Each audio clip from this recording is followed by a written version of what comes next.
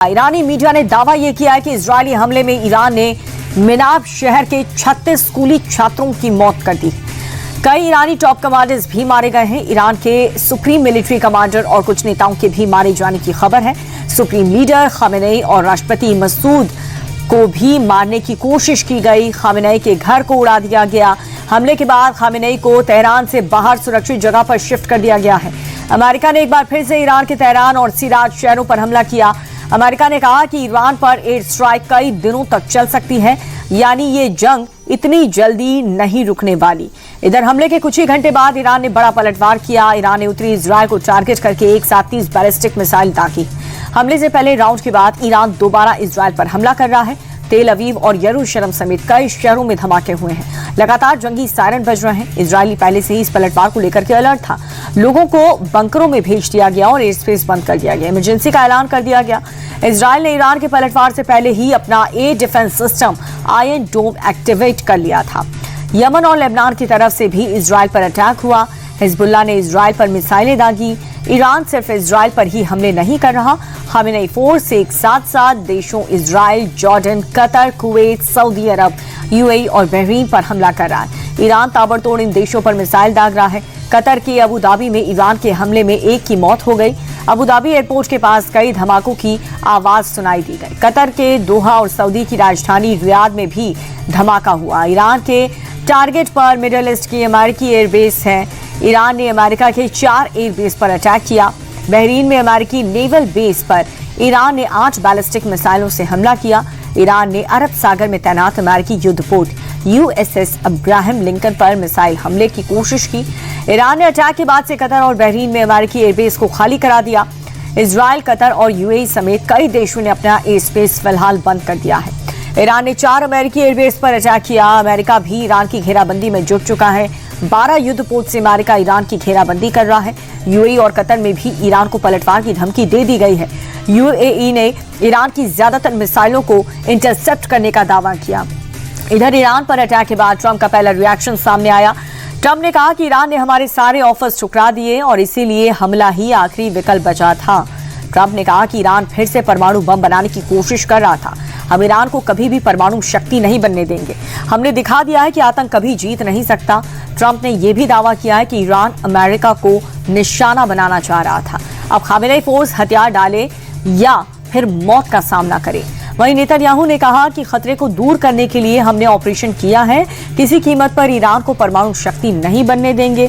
Israeli प्रधानमंत्री ने कहा कि अब ईरान को हथियार डालना ही होगा, क्योंकि मुक्त और शांत ईरान बनाने का समय आ चुका है।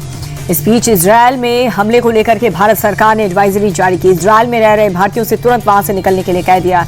एयर इंडिया ने खाड़ी देशों के लिए सभी उड़ानें रद्द कर दी हैं।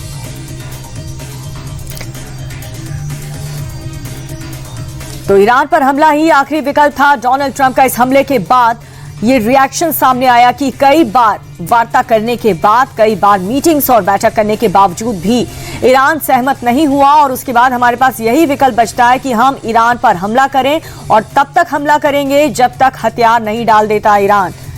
ईरान के सुप्रीम मिलिट्री कमांडर्स और कुछ जो टॉप कमांडर्स हैं वहां पर भी उनके भी मारे जाने की खबर है और साथ ही कई ऐसे स्कूल्स हैं जिन्हें टारगेट किया गया। ईरान अमेरिका को टारगेट करने की अब कोशिश कर रहा है। हम ईरान की फोर्सेस मिसाइलें तबाह कर देंगे। सुप्रीम लीडर खामेनेई और साथ ही राष्ट्रपति मसूद को भी मारने की कोशिश ये अमेरिका की तरफ से की गई है। खामेनेई के घर को उड़ा दिया गया। हमले के बाद खामेनेई को तेहरान से बाहर एक सुरक्षित जगह पर शिफ्ट किया गया है। खामेनेई की लोकेशन क्या है किसी को नहीं पता।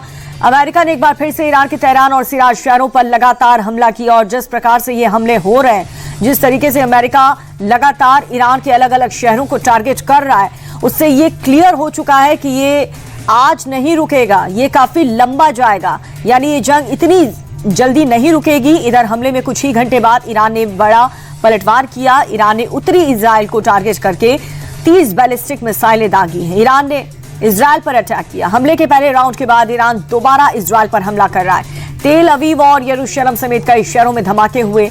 लगातार जंगी सायरन बज रहे हैं। इजरायल पहले से ही इस पलटवार को लेकर के अलर्ट था।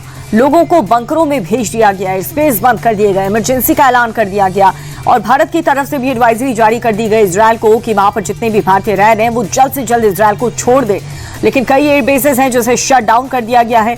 यमन और लेबनान की तरफ से भी इजरायल पर अटैक हुए हैं। हिजबुल्लाह ने इजरायल पर मिसाइलें दागी हैं और ईरान सिर्फ इजरायल पर ही हमले नहीं कर रहा। खामेनेई फोर्स एक साथ 7 देशों में, जिसमें Israel, Jordan, Qatar, Kuwait, Saudi Arabia, UAE और बहरीन, जितने भी अमेरिका के जो बेसिस हैं, आर्मी बेसिस, उन सभी शहरों पर, सभी देशों पर हमला ईरान की तरफ से किया जा रहा है। ईरान ताबड़तोड़ इन देशों में मिसाइल दाग रहा है। कतर के अबू धाबी में ईरान ने हमले में एक की मौत भी हो गई है।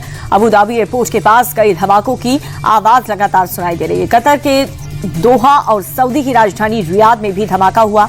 ईरान के टारगेट पर मिडिल ईस्ट के अमेरिकी एयरबेस हैं। वो सभी एयरबेस जो भी मिडिल ईस्ट में आते हैं उन सभी को तबाह करने की कोशिश ईरान की तरफ से अब की जा रही है। बहरीन में अमेरिका नेवल बेस पर ईरान ने 8 बैलिस्टिक मिसाइलों से हमला किया है। सबसे स्ट्रॉन्ग एयरबेस अमेरिका का, वहां पर ईरान हमला कर रहा है। ईरान ने अरब सागर में तैनात अमेरिकी युद्धपोत यूएसएस इब्राहिम लिंकन पर मिसाइल हमले की कोशिश की।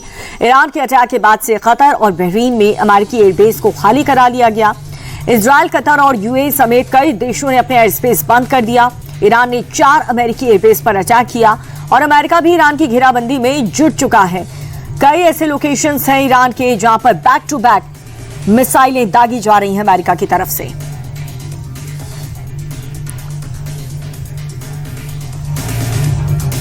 तो एयर इंडिया ने खाड़ी देशों से सभी उड़ानें फिलहाल रद्द कर दी हैं। इजरायल में हमले को लेकर के भारत की भी एडवाइजरी जारी। भारत सरकार की तरफ से यह कह दिया गया है इजरायल में जितने भी भारतीय नागरिक रह रहे हैं वो सभी तुरंत इजरायल को छोड़कर कहीं और शिफ्ट हो जाएं।